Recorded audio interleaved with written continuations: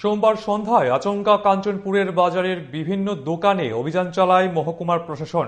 মহকুমার শাসক আশিস কুমার বিশ্বাসের নেতৃত্বে পরিচালিত এই অভিযানে উপস্থিত ছিলেন মহকুমার 2 ডিসিএম, খাদ্য দপ্তরের আধিকারিক সহ পুলিশ বাহিনী।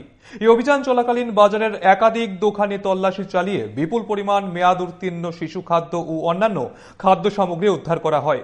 উদ্ধার হওয়া সামগ্রী তাৎক্ষণিকভাবে নষ্ট করে ফেলা হয়। পাশাপাশি সংশ্লিষ্ট দোকানদারদের কঠোরভাবে সতর্ক করে জানিয়ে দেওয়া হয়, ভবিষ্যতে এ ধরনের অনিয়ম ধরা পড়লে তাদের বিরুদ্ধে কঠোর আইনি ব্যবস্থা নেওয়া হবে।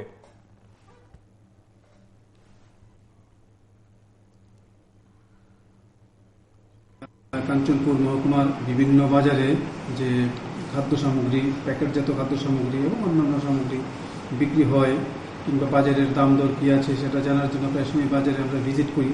তো সেই অনুযায়ী রুটিন ভিজিট হিসেবে আজকে আমি আমার ডিসিএম এবং ফুড সেকশনের স্টাফদের নিয়ে পুলিশের সঙ্গে ছিল কাঞ্চনপুর বাজারে যাই।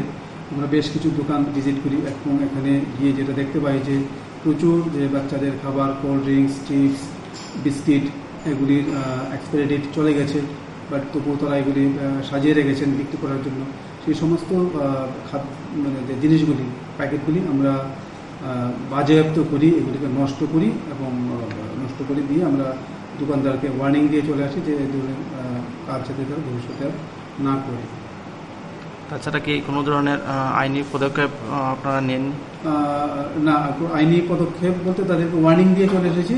আর যে জিনিসগুলি ছিল এগুলিকে আমরা নষ্ট করে দিয়ে চলে এসেছি এবং ওয়ার্নিং দিয়ে চলে এসেছি যাতে ফিউচারে তারা এগুলি না করে। একটি দোকানে আমরা যে চালের দোকান ছিল, গ্রোসারি লাইসেন্স ছিল, তো আমরা লাইসেন্সটা দেখলাম যে রিনিউ করা নেই।